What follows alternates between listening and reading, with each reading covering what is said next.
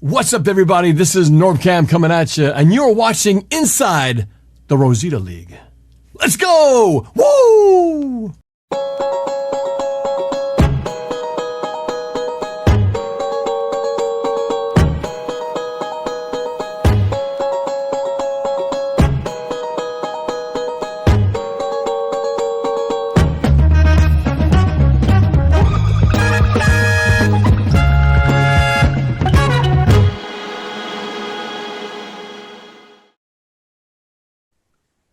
All right, week one.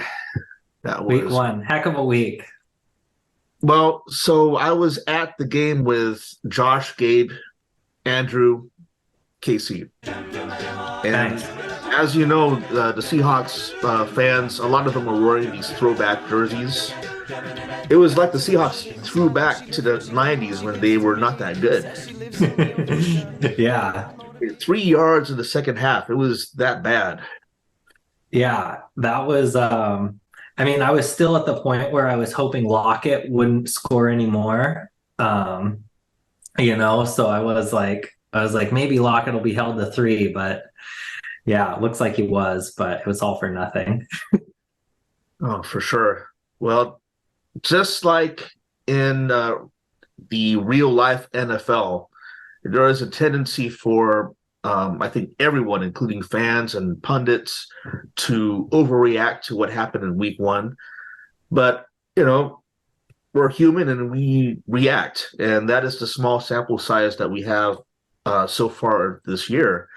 With all the injuries taking place, do you think that the shorter preseason has something to do with that? Oh, for sure. Yeah. They're just not warmed up, I think, especially with like non-contact injuries. There were at least 2 Achilles ruptures, I think. Rogers and Dobbins, from what I've heard. Yeah, so quarterbacks, running backs for sure. I mean, if they're not getting the reps in preseason and then they're all of a sudden hitting the ground running in week one, I mean, that's a recipe for disaster, and we've seen it. Now, in relation to our Rosita League, that affects, this is going to be the craziest week one waiver wire I think that we've seen in a while, or post week one. We could predict it now. We're recording Tuesday night, but on Wednesday morning, I bet a whole bunch of running backs I would think, will be taken off the waiver wire. Absolutely. Yeah. Yeah, there was not a lot of big performances from running backs. I mean, you have Eckler and McCaffrey that went pretty early that held up. Well, I mean, during the draft that we had, in fact, I'm going to throw to one of the clips I'm going to show you. We were talking about the running back dilemma before it even happened. I've thought about like researching which running back ones are might be injured or have the potential to get injured, and then just pretty much all of them. I mean, yeah, based on what we've seen the last few seasons. for sure. Can't go wrong with the late round handcuff. Well, what we're going to see is in the upcoming headlines for week one waiver wire, week 2 waiver wire, all the RBs that are still on the screen here, they'll be the ones that are mentioned in those waiver wire picks. Mm-hmm. Because all the top running backs, a lot of them are going to get injured anyway. For sure. It's a hard position. That's what she said. All right. Okay. So, shall we start going match by match? And I think it's kind of cool that we get to talk about our match first. Mm-hmm. So, I think this might be the lowest scoring week one performance of your, at least in your Rosita League career. What would you say? Yeah, I mean, I don't know any numbers, but it's definitely one of my worst weeks. Definitely worst week ones. I was the second. John is the only reason why I got out of the lowest scoring team this week. So thanks, John. There you go. He has the record still, right? You mean for the very worst performance in Rosita League history? I think it was in the 20s. Oh, okay, yeah. Yeah. Week 2 of 2016. So you remember it. Yeah. Well, Aaron Rodgers was obviously on your team, and it's sad in real life that he had that season-ending injury. Um, are you going to be? I mean, I will find out tomorrow. But is this the Brock Purdy era for left side? Yeah, I'm feeling good about Purdy. I feel like someone's gonna try and get is it Love on Green Bay? He was kind of the other the QB Sure. that's still available that people might try and go for. But I really liked what I was seeing with San Francisco offense. Yeah, so probably drop Aaron Rodgers for like a backup, some other position, and stick with Purdy for now. There you go. And I think obviously week one was such an anomaly that I mean, obviously Keenan Allen and DeAndre Hopkins are going to have some monster weeks for you. So Yeah. it's it would be an overreaction for people to think, oh, James is losing it. No, not quite. There's Yeah. still a lot of season left here. Thanks, because I mean, it was that Titans Saints game. I had four players in that game, and for fantasy, it was just a low scoring game. I think it was tied 9-9 for the longest time with Yeah. and they're all field goals. There was like fantasy wise, that was a not a game to have players in, and I had four. The good news is that your players hit their floor. I mean, at minimum. I mean, the Yeah, ones and that really matter. like 56 yards out of Joe Mixon with what the Bengals did. I'm not mad about that for how bad that game was. He still got 9 points. I'll take it. Keenan Allen, about an inch away from getting a touchdown, I think. Yes, I saw that. Yeah. Now You're on the Wu-Tang side, Calvin Ridley, I think, is the eye opener here because of with a 29 PPR fantasy points. I got him in round 3, but he's looking like a wide receiver 1 at this point. So yeah, he is looking wide receiver 1. He's number 0, I believe. I remember I was watching that game and they were talking about how he changed it to 0. And then I watched him and he was a part of a drive and I was watching him in the red zone and he scored a touchdown. And then I was, yeah, not super stoked. there you go. Yeah. Yeah, no, that was a good pickup for you. Yeah, and all my players are available for potential trades, so keep that in mind. Mm-hmm. How All about right. Jacoby Myers on the Raiders, though? Myers on the Raiders. So 29, obviously on your bench. Obviously, it would be a sell high for you. I think that he's going to. I don't think he's going to get 29 every single week. I think his ceiling is probably in the mid 30s, Mm-hmm. and the floor is probably in the low teens potentially. Yeah. But obviously, he had a great game. What was it against? It was against Denver, right?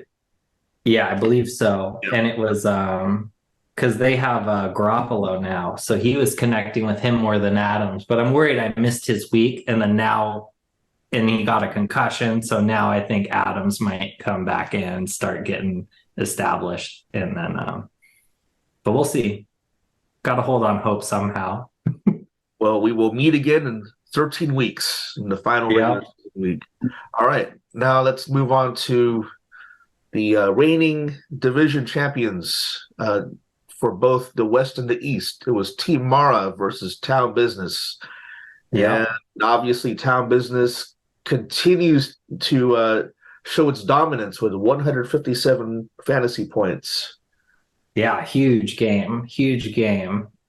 32 from their defense, too. Like, Amazing. That's probably the reason. I mean, this could easily have been a Team Mara win because they had the most points out of any of the West teams. I think one more than me. And so this could and maybe should have been their game if not for the Cowboys defense anomaly performance. yeah, they were only Mike and Chuck and CJ are the only ones who scored more than they did this week. Yeah. You hate to score the third highest and still lose, but Yes. yeah. But a lot of silver linings for Mark and Sarah for sure. Yeah. Brandon Ayuk is looking very good for Team Mara. Mm-hmm. Jackson, another reason why they probably lost the game is kind of a dismal fantasy performance, at least with 5 points. Yeah. No That's touchdowns and an interception. yeah. Yeah, less than There'll be a 200. regression to the mean there. Yeah, it's just week one. I think this week one though just happened to be one of those where you're getting a lot of variability. You're not getting the average sort of week that you'd expect. Being the Bengals, mostly the Bengals. Yeah, but yeah, between Lamar Jackson and the Cowboys defense, I think that's what really made the difference on that matchup there. All right, moving on to Seattle KBA. Ooh, 110, not a bad performance for week one. You know, they had some highlights with Stephon Diggs in that crazy Jets Buffalo game. Yeah. Turned out to be a good game. Who was the one that didn't score? Okonkwo, the tight end. So left with a goose Tennessee. egg for KBA, but other than that, it was a decent showing for sure. 2 targets, no receptions. Yeah, and I think that Tennessee game, New Orleans, it was just one of the bad games for fantasy. Mhm. Yeah. How about But- the 23 points for Algier left on the bench for KBA? That one was tough because I think they still played the right person in Mostert. It's just that we didn't know that Algier would get all those carries for the Falcons. Right. Yeah. That's the thing with week one. It's like you don't really know where you're at till you've watched them play. Like you can guess, put in, pretty much play the projections and then go from there. Meanwhile, Mike is doing it again. Mike is doing better and being better. Yeah, So- Tyreek Hill, 200 yards, 2 touchdowns, 11 receptions. Well, Mike's team, as always, is a force to be reckoned with. And so, yeah, well, good luck to the East teams going up against him for sure. Yeah, that sucks. He's got Aaron Jones and then 2 monster wide receivers. And just for fun, his kicker puts up 18, just There you go. to secure the dub. Yeah, he's looking good. All right. Now, another fun match. This one was one of the closer ones. It was DC Universe against Omar and Rookie Jake. And this is one where I think both teams really came through. It was kind of a lower scoring game for both. T. Higgins left DC Universe down. Oh, absolutely. Yeah. And as you mentioned, the whole Bengals team left a lot of people. They had 3 points, I think. I got there. That was my kicker. Yeah, that was all they had. Rainy day, and I watched that game, and the Browns, they were at Cleveland, and I think the Browns had a huge home field advantage, a little rainy. Yeah. Joe Burrow's rich now, so he wasn't hungry yet. A lot of silver linings for your dad and your mom in this match. I do I still think that the Devontae Adams pick in round 1 for DC might have been a little early, but I think it just depends on what rankings lists we were looking at, and all the ones I saw had Devontae going in round 2. Oh, Yeah. yeah. But so That's be it. true. Devontae Adams is he's a potential stud as always, but 12 points, that's not going to cut it for DC. No, I think what's going to help Devontae Adams is that Myers might have to take a week off for a concussion, and then he might go off. Well, got to take advantage of that. Too bad that happened in real life, but Yeah, that's the hate game. to see it. Omar and Jake looking good. Justin Jefferson obviously was a good, comfortable pick at number 1 overall. You And love 29 points without a touchdown. Like, that says a insane. lot. It says a lot right there. And even though Omar during the draft, I don't think he was quite expecting to draft Olave and Allen in the round 2 and round 3 turn, but it worked out, and we're Yeah. seeing the results here for sure. So if whether or not it was a semi accident or not, it's will be a blessing in disguise for sure. Yep. Wound up with the Saints wide receiver 1. Not too bad. All right, now for the upset of the week: Andrew 94, Tanny 80. Oof. Low scoring game, but Seattle Felix took care of business. He did. I mean, he got it done. I'm happy for him. You know, you'd love to see Andrew doing well. Hasn't had the best luck in this league, so Right. Well, he's still the only current team not to make the playoffs, but I have a feeling that could change fairly soon, but we'll see. yeah. Tony Pollard is one of his stars right now. I think he might have auto drafted. I forget at the moment, but he I think he found a good did. strategy. Yeah, honestly, I think I might auto draft next year. I don't think that's going to happen. learning. Okay.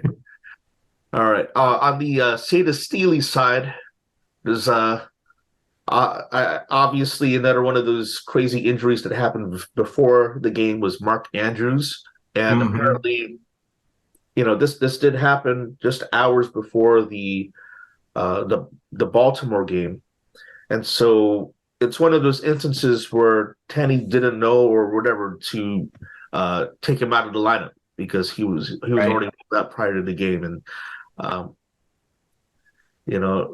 this Yeah, and it's like, would he even, like, was there anybody on his bench he was willing to drop? You know, you always wonder, like, maybe he knew and he just like didn't think it was worth any of those available tight ends. That being said, I did look into it, and there was one. If he had picked up and started Hunter Henry, he would have won by 2.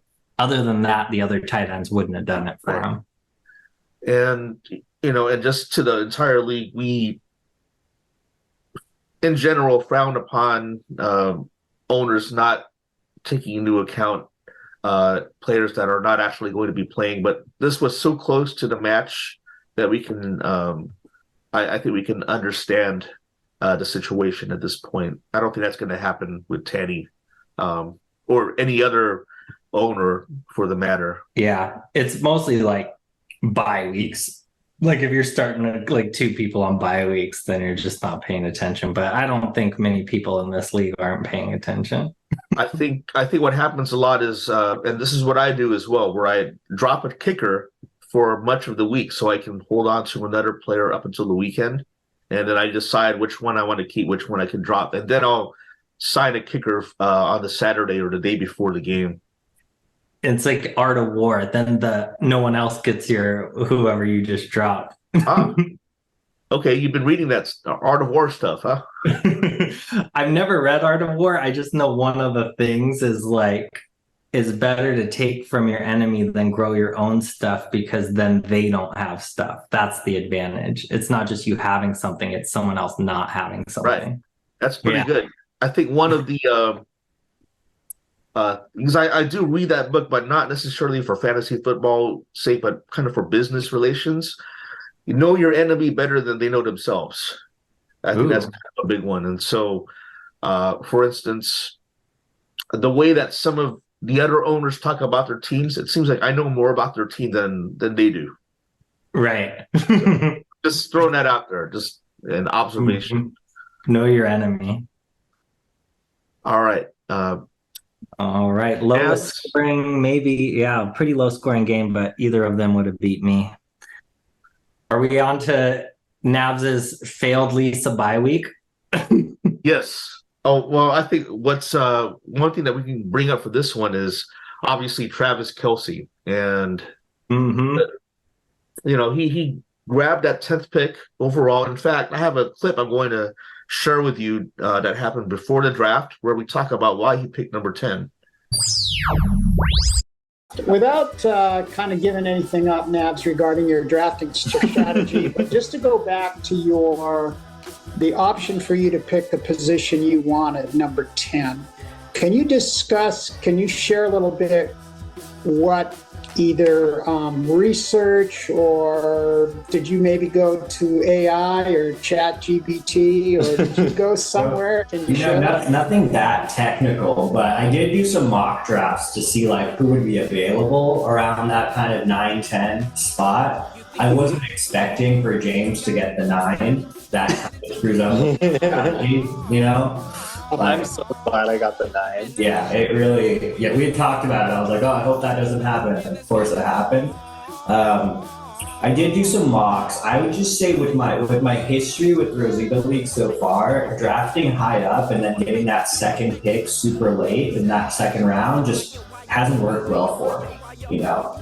I feel like I need 2 good players, not like one amazing person who doesn't end up working out. Especially these days with running backs. You get a running back in that top 5 and you're like, I hope that guy stays healthy. Yes, it's a risk. Okay, well, and it was a risk, and but he made it. I mean, we knew Travis Kelce dropping the number 10 overall was probably a good thing for him, and we just couldn't. But the mere fact that this injury happened really puts Nabs in a bit of a hole and behind the 8 ball for the next few weeks, depending on how bad the Kelce injury is. Yeah, he went through a set of workouts on Saturday without knee swelling afterwards, giving them optimism he might play in week 2. Okay. There you go. If everything goes right, they might start him, but with someone like Kelce, you almost want to play it safe and maybe give him one more week. But well, another thing I can bring up is Drake London. So for Drake London to throw up a goose egg like that, that's to me that's a little shocking. Better luck in future weeks to Nabil. Right. Lisa, who has returned to the league, returned with a vengeance. Obviously, even though her tight end didn't score any points, just a overall good week for her team. Man, yeah, Lisa's looking decent. Making waves in the East for sure. Mm-hmm. All right, and the final game will be that we'll talk about is Rach and June, the current champs, against Middle Child, who were just 2 points away. If they had scored 2 points less, would have been this would have been in the top 10 1 week worst performances in Rosita League history, but they barely missed that with 64 points. So close. It was Joe Burrow's 82 yards that kept him out of it. Oh, man. I think they'll have better weeks. I am facing them this coming week, so I hope that they stay in Tucky mode for sure. Right. You'll be 2-0. Yeah, I mean, that's what it's I think at this point, I'm going to approach this as if I'm 0-1 and I'm facing the greatest team out there. So another what I would call a championship opportunity, even though it's only week 2. But Rach and June are looking good. Obviously, in a win, this gives them 7 wins in a row dating back to last season. That's awesome. Keeping the win streak alive. What's the longest win streak? Yours, obviously. Oh, weird. 14 consecutive wins in a row for you, spanning 2016 to 2017. I don't think that's going to be broken anytime soon. Hopefully not, unless it's me. But I don't see that happening. Grind 7 or the grind could keep it going. They're the ones that are closest to doing that. I think Truck and CJ had a great streak last year as well. But 14, that's going to be tough. Yeah, and the grind was another one with a big defensive performance. Yep, 23 points from the Jets, especially with that exclamation point at the end of Monday Night Football. Mm-hmm. One of the craziest games I can remember, at least in week 1 memory, with Aaron Rodgers going down and the Jets having that walk-off punt return for a touchdown. Right. Yeah. QB1 goes down. It's still a good game, and they pull out the dub on Monday Night Football. Really, one of Football the craziest. Yeah, one of the craziest week ones for sure. And all right, now it's time for our individual takeaways. And so, what are your takeaways for week one? Defense wins championships. Rich and June had a big defensive performance. So did Chuck and CJ. So I think just like, picking the right defense can make or break a week. Obviously, I think with John's performance, it didn't save Rach and June, but something to keep in mind. And so what's your one? Let's do 1-1, and then we'll do the second. Okay. One takeaway that I have is there's really no team that in our league that's a punching bag this time around. Where I think all the teams are bringing it at this point. I mean, it's hard to say after week one, but just from the sense I'm getting, even though John and Noah only scored 64 points in week one, it would be overreacting to think that's going to happen again and again. I know. Like, what do you think Burrow's ceiling is? Like, a lot higher than 3. Yeah. Much more than 10. Good one. Sure. Yeah. All right. Any other final takeaways for you? Well, my other takeaway was kind of like that. It's only week one. Like, I'm just trying to tell myself that, like, no need to overreact. This is just small sample size. Just because, like, certain players didn't go off or, like, things didn't go right. I'm just waiting for it to, average out. So, it's still early. There'll be a regression to the mean with many of these players for sure. Yes, that's what I was thinking. And my final takeaway is that don't pay attention to the ESPN projected rankings that you see on our league website, where it shows, like who's going to be number 1 and who's going to be the number 14. Now, if you look at the updates on that, all the teams that were on the bottom are now on the top, and all the teams that were on the top are mostly now on the bottom. So, very haphazard algorithm that they're using. I would say if anybody is really paying attention to that, they should not. So it really doesn't make any sense. I remember when I won the league back in 2020, I was one of the lowest teams for 99% of the year up until maybe the final week. Mm-hmm. So it's not a good metric to pay attention to. All right, well, that wraps up our week 1 recap, and it's on to week 2. All right, good luck next week. Same to you. Thanks, All guys. right, take care, James. Cheers.